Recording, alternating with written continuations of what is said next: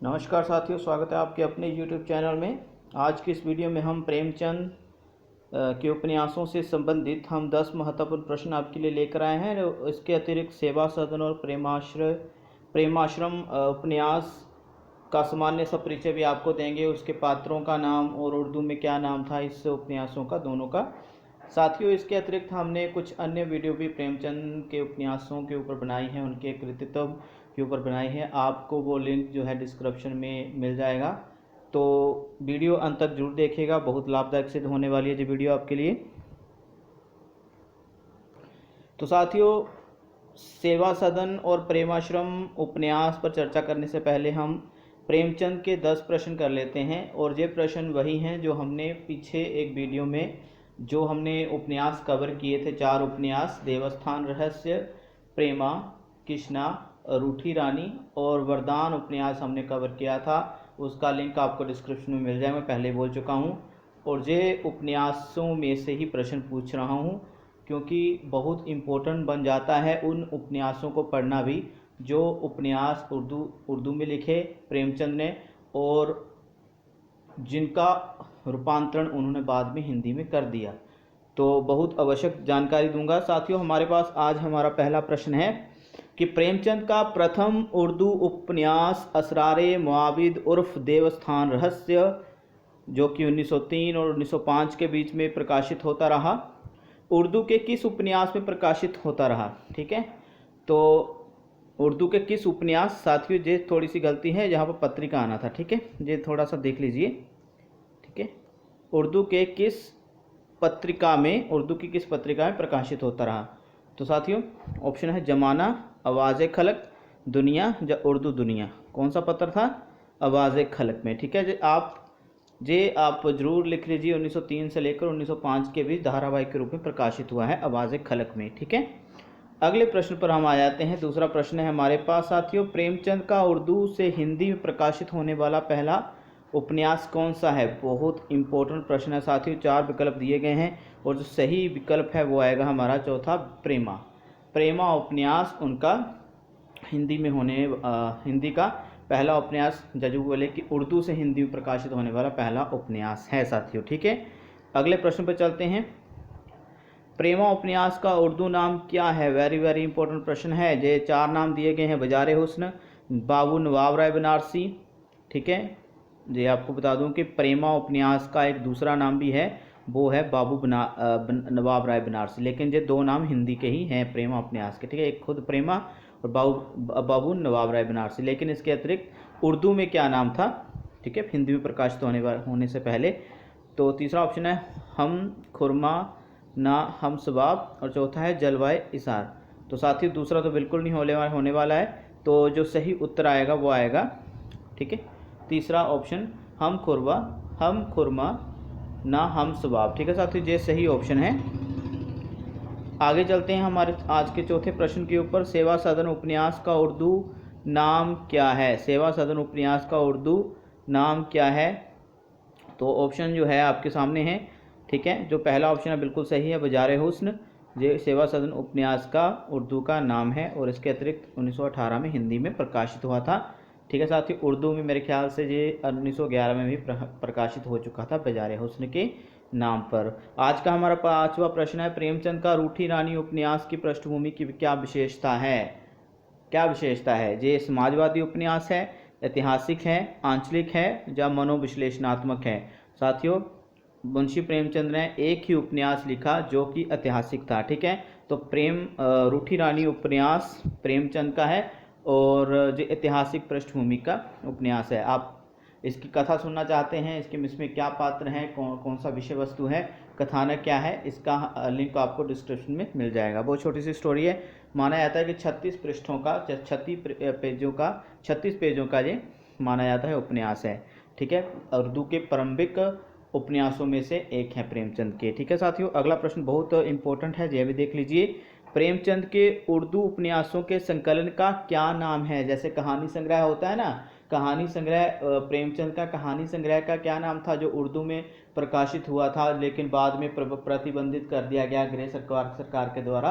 तो उसका नाम था सोजे वतन। ठीक है साथियों, लेकिन अभी उर्दू उर्दू में ही जब इन्होंने आरंभ में उपन्यास लिखे साथियों, तो उसको भी संकलन में रखा इन्होंने, ठीक है।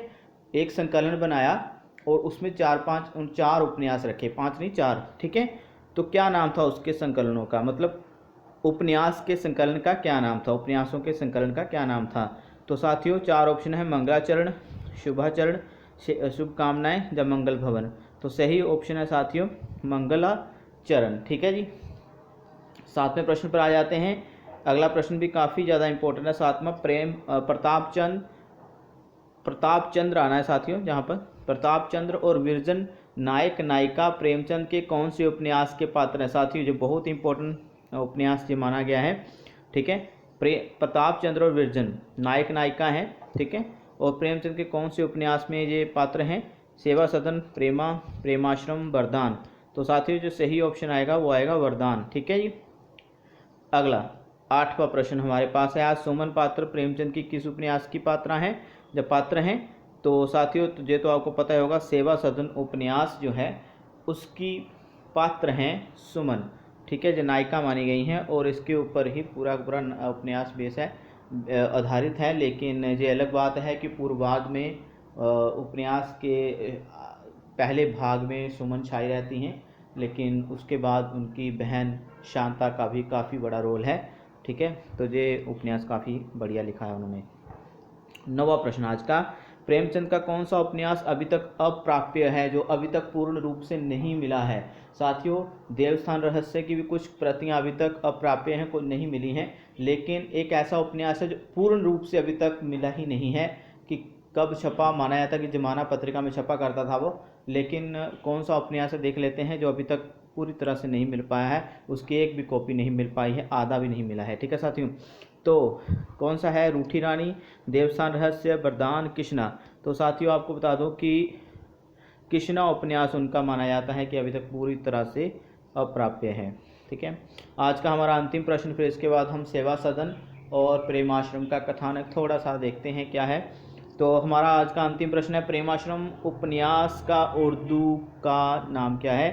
तो प्रेमाश्रम उपन्यास जो कि उर्दू से हिंदी में छपा, और हिंदी में कब छपा? 1922 ईस्वी, याद रखना साथियों। और उर्दू में प्रकाशित किसी और सन को हुआ होगा और तिथि को हुआ होगा, ये मत सोच लीजिएगा कि उर्दू में भी 1922 में ही प्रकाशित हुआ होगा। तो साथियों जी हाँ, चलते हैं इसके ऑप्शनों के ऊपर। बाजार हुस्न, चौगाने हस्ती, गोशे आफियत या जलवाए इसार। तो साथियों सही ऑप्शन है हमारे सामने, वो देख लेते हैं। प्रेमाश्रम उपन्यास का उर्दू का क्या नाम है? तो साथियों इसका जो सही उत्तर आएगा वो आएगा ऑप्शन नंबर 3, गोशे आफियत, ठीक है, आफियत, गोशे आफियत इसका बिल्कुल सही ऑप्शन है, ठीक है। ये तो हो गए आज हमारे 10 प्रश्न, काफ़ी इंपॉर्टेंट थे, आशा करता हूँ आपने लिख लिए होंगे, ठीक है साथियों। अभी हम चर्चा करेंगे सेवा सदन उपन्यास की, जिसको उर्दू में लिखा उन्होंने पहले, और उर्दू में नाम था इसका बाजार हुस्न नाम से लिखा था उर्दू में, और साथियों बाद में 1918 में इन्होंने इसका नाम सेवा सदन नाम से हिंदी में प्रकाशित करवाया।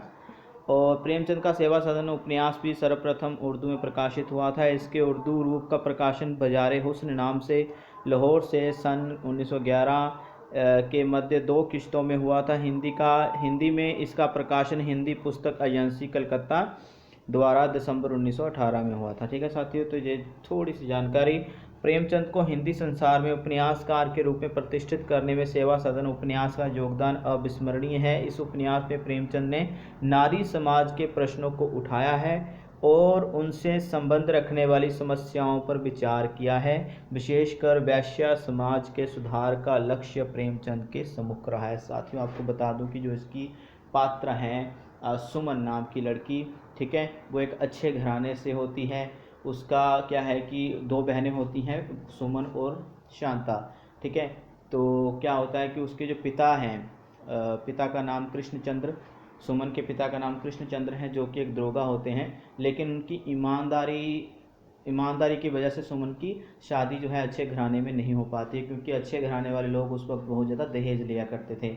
ठीक है। तो कृष्णचंद्र फिर अपनी लड़की की शादी, सुमन की शादी के लिए दहेज मांग लेते, माफ़ करिएगा, दहेज के लिए रिश्वत लेते हैं, मतलब रिश्वत ले लेते हैं एक महंत से, और वो उस रिश्वत लेते हुए उनके कुछ सिपाही ही उनको फंसा देते हैं और कृष्णचंद्र चले जाते हैं जेल। फिर उसके बाद जो विघटन या जो कहें कि एक पतन की स्थिति सुमन की माँ और उसकी बहन को देखने को मिलती है। और सुमन की शादी हो जाती है गरीब घर में, और सुमन किस प्रकार से एक वेश्या के रूप में परिवर्तित होती है, उसकी ज़िंदगी क्यों वेश्या का जीवन धारण करने के लिए मजबूर हो जाती है। साथियों, इतना रोचक, इतना अच्छा उपन्यास है ना ये। और अंत में किस प्रकार से शांता जो उसकी बहन है सुमन की, वो भी उसकी शादी भी अटक जाती है सुमन के ही कुछ कार्यों के कारण, क्योंकि उसने तो वेश्या का जीवन धारण कर लिया होता है। ठीक है। तो ये एक बहुत अच्छा उपन्यास है। यदि आप इसको पढ़ेंगे तो इसको 1 मिनट में नहीं, इसको 5 मिनट में नहीं समझाया जा सकता है। इसके लिए साथियों आपको बताऊं कि पूरा उपन्यास पढ़ना पड़ेगा। तो आपको ग्रुप का जो हमारा हिंदी का एक ग्रुप है, हिंदी ज्ञान, आपको मिल जाएगा उसका परिचय इस डिस्क्रिप्शन में। आप ज्वाइन करिए, ठीक है। आप मैसेज करिए मुझे कि मुझे ये उपन्यास चाहिए, हम आपको PDF फाइल पूरी भेज देंगे। बहुत अच्छा उपन्यास है, और 48 अध्याय हैं छोटे बड़े इसके, और पूरा उपन्यास अगर आप शिद्दत के साथ पढ़ेंगे तो एक दिन में ही पूरा कर लेंगे। तो ये तो वैश्य समाज से जुड़ी हुई समस्याओं के बारे में प्रेमचंद ने इसमें लिखा है कि किस प्रकार से एक सामान्य से और प्रतिष्ठित समाज से आने वाली एक लड़की वैश्य समाज में शामिल हो जाती है, ठीक है, पैसे के लिए। तो आगे पढ़ते हैं साथियों, इसमें और क्या है देखते हैं। जी हाँ, सेवा सदन उपन्यास की मुख्य कथा सुमन की कथा है। यह उपन्यास की नायिका भी है। उपन्यास के चरित्र द्वारा प्रेमचंद ने इस उपन्यास में दिखाया है कि किस प्रकार की भोली भाली युवती परिस्थितियों का शिकार होकर वेश्यावृत्ति के दलदल में फंस जाती है, और इसका खामियाजा केवल उसे ही नहीं बल्कि उसके पारिवारिक सदस्यों को भी भुगतना पड़ता है। सुमन के वेश्या होने का पता जब वर पक्ष वालों को लगता है, मतलब ठीक है, जो शांता की शादी हो रही होती है और पता चलता है कि इसकी बहन तो वेश्या है, तो सुमन की छोटी बहन शांता की बारात भी द्वार से लौट जाती है। देखो कितनी बड़ी विसंगति, या जो बोले कि कितना बड़ा है ना कांड हो जाता है। हम जहाँ मर जाएंगे लेकिन आपकी लड़की से विवाह न करेंगे, आपके यहाँ अपनी मर्यादा खोने नहीं आए हैं। ये लड़के वालों की तरफ से बातें हुई हैं शांता की शादी के ऊपर। अंततः विट्ठल दास और पद्म सिंह जैसे समाज सुधारकों के प्रयास से सुमन इस दलदल से निकलकर समाज एवं राष्ट्र सेवा में स्वयं को समर्पित कर देती है। सुमन एक महत्वाकांक्षी लड़की होती है, लेकिन जब उसको पता चलता है कि मेरा पति जो है वो बहुत ज़्यादा गरीब है, ठीक है, उसकी ज़रूरतों को पूरा नहीं कर पाता है फाइनेंशियली तौर पर, तो वो फिर एक पड़ोस में ही ससुराल में जब रहती होती है सुमन, उसकी बात कर रहा हूँ, तो पड़ोस में ही भोली नाम की एक वेश्या होती है।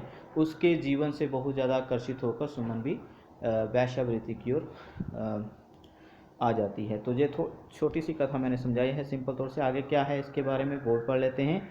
जो उपन्यास साथियों आप पढ़ेंगे ना तभी आपको मजा आएगा। हालांकि पात्रों के बारे में मैं विशेष तौर से आपको बताने वाला हूँ। सेवा सदन नामक आश्रम है, ठीक है। सेवा सदन क्या है? वो एक आश्रम है।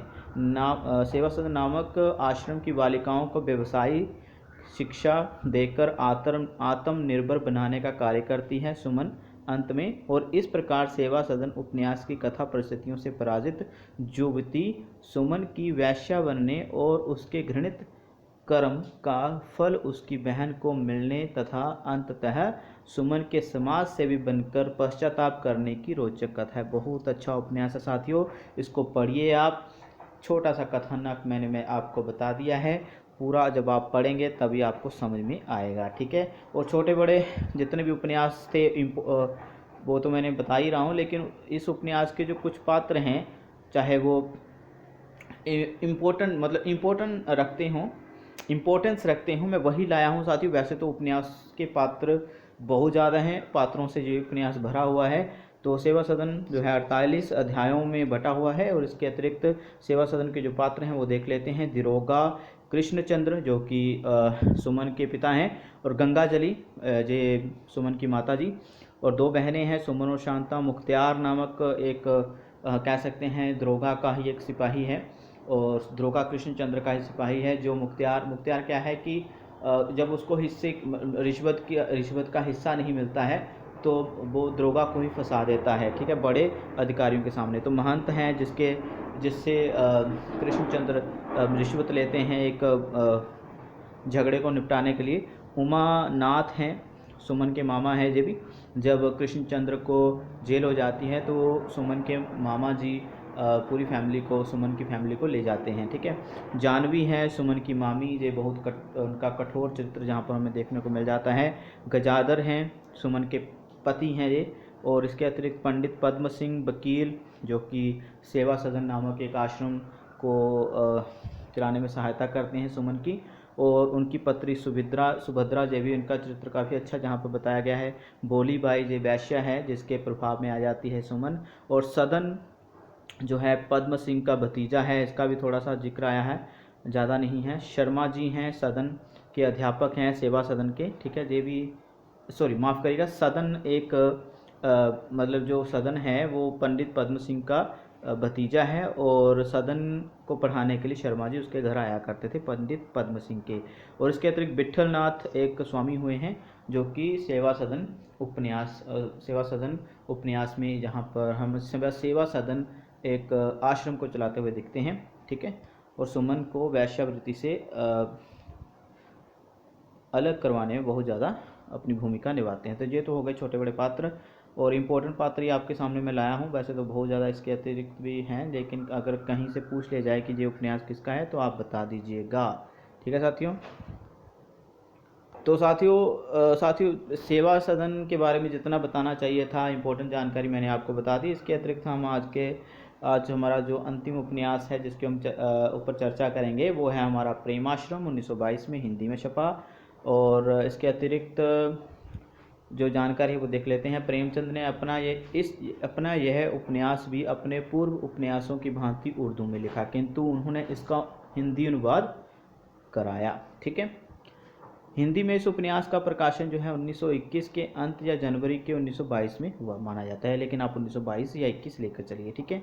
हिंदी में इस उपन्यास को हिंदी पुस्तक एजेंसी कलकत्ता के और उर्दू के दारुल इशात लाहौर ने सन 1928 में प्रकाशित किया। तो उर्दू वालों ने भी प्रकाशित किया अपनी ओर से, और लिख तो पहले ही लिया था उन्होंने, ठीक है।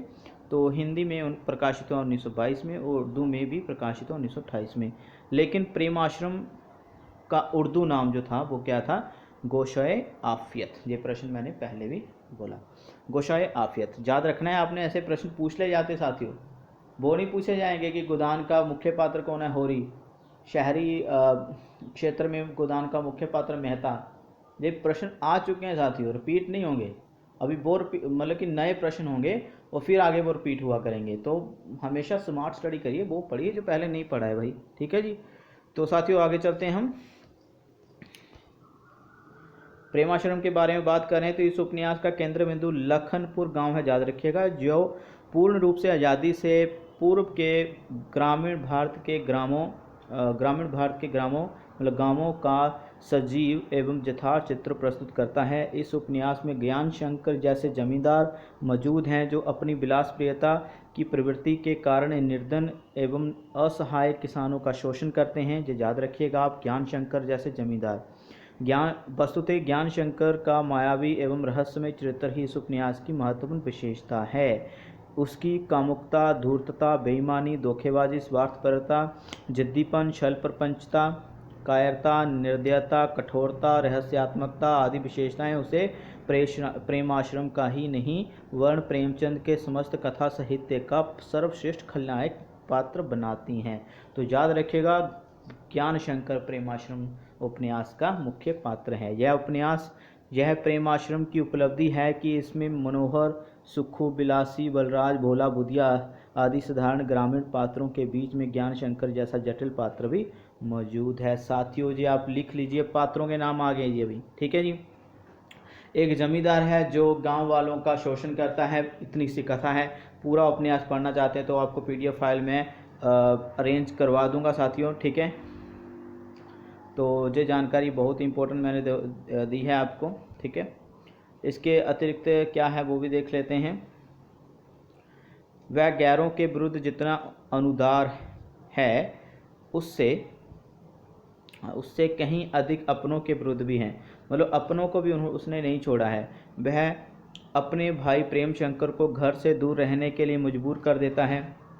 प्रेम शंकर भी एक पात्र है। वह अपने ससुर मतलब ससुर राय कमलानंद को खाने में जहर मिलाकर देता हुआ चित्रित होता है। मतलब इतना क्रूर ज्ञान शंकर का चरित्र बताया गया है। राय साहब ने पाँच ही चार कोर खाए थे कि सहसा अचानक उनकी थाली से हाथ खींच लिया और ज्ञान शंकर को तीव्र एवं मर्मभेदी दृष्टि से देखा। ज्ञान शंकर के प्राण सूख गए। इतना ही नहीं, वह अपनी स्त्री विद्यावती की मौत का भी जिम्मेदार बनता है। मतलब कितना क्रूर जी जहाँ पर ज्ञान शंकर का एक चरित्र बताया गया है। वह कमलानंद जो कि ससुर हैं ज्ञान शंकर के, वह कमलानंद की जायदाद पाने की खातिर किसी भी हद तक गुजरने को तैयार रहता है। इस प्रकार उपन्यास में उसका चरित्र देखते ही बनता है। इसलिए तो उपन्यास रामविलास इस उपन्यास के लिए रामविलास शर्मा कहते हैं कि प्रेमचंद के उपन्यास साहित्य में ज्ञान शंकर तमाम खल पात्रों का सिरमौर है। मतलब सबसे क्रूर अगर कोई पात्र जहाँ किसी उपन्यास में उनका मिलता है तो प्रेम आश्रम में मिलता है ज्ञान शंकर। तो साथियों ये जानकारी बहुत आवश्यक थी आपके लिए। प्रेम आश्रम उपन्यास की PDF मैं अरेंज करने की ज़रूर कोशिश करूँगा। आप हमारा व्हाट्सएप ग्रुप जो है ज़रूर ज्वाइन करिए। हिंदी ज्ञान उसका डिस्क्रिप्शन में लिंक मिल जाएगा। और अधिक प्रश्न आज की इस वीडियो में फ़िलहाल हम इतना ही पढ़ेंगे और अधिक प्रश्न जो है अधिक से अधिक प्रश्न हम लाएंगे अगली वीडियो में भी। और हमारा अभी रंगभूमि, गबन, निर्मला और गोदान और मंगलसूत्र के ऊपर वार्ता बाकी है, शेष है, वो भी हम बहुत जल्दी पूर्ण करेंगे। और प्रेमचंद के जो हम प्रश्न साथियों लाए हैं ना आज 10, जे आप लिख के ले लो किसी ना किसी परीक्षा। वैसे तो आप परीक्षाएं बहुत देने वाले हैं, मुझे पता है, UGC नेट की, DSSB, KVS, बहुत ज़्यादा, NB है ना, नवोदय विद्यालय देते। अभी आप हिंदी में हैं तो हिंदी की परीक्षा देंगे ना, तो हिंदी की पढ़ाई करिए, MA करिए, है ना, जो भी है, टेट वगैरह पास किया हुआ है। तो साथियों जब आप लेकर चलिए कि ये 10 प्रश्न आपकी ज़िंदगी में बहुत ज़्यादा महत्वपूर्ण रहने वाले हैं। और भी बहुत सारे प्रश्न मैं बना रहा हूँ, ठीक है। ये 10 प्रश्न और इसके अतिरिक्त भी बहुत सारे प्रश्न आपके लिए मैं ला रहा हूँ। आप तैयार रहिए बस पढ़ने के लिए। ये उपन्यास सेवा सदन और प्रेमाश्रम, इसके बारे में हमने पढ़ा। अगले वीडियो में हम अगले 4 उपन्यास उनके लाएंगे और वीडियो तो भी आप पूरी देखिएगा। इस वीडियो को पूरा देखने के लिए धन्यवाद। चैनल को सब्सक्राइब जरूर करवाइएगा। अपना ध्यान रखिएगा, सुरक्षित रहिए। धन्यवाद, मिलते हैं अगली वीडियो में।